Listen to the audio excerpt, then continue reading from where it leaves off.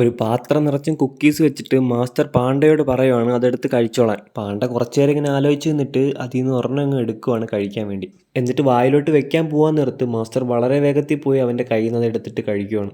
അപ്പോൾ പാണ്ഡയാണെങ്കിൽ വീണ്ടും അതിൽ നിന്ന് ഒരെണ്ണം എടുക്കാൻ നോക്കും. മാസ്റ്റർ അത് കാലുകൊണ്ട് ചവിട്ടി പൊക്കിയെടുത്ത് അവൻ തന്നെ കഴിക്കുന്നു. ഇത് കണ്ട് ദേഷ്യം വന്ന പാണ്ഡ ആ പാത്രത്തിൻ്റെ സൈഡിലൊരു തട്ട് കെട്ടുന്നു.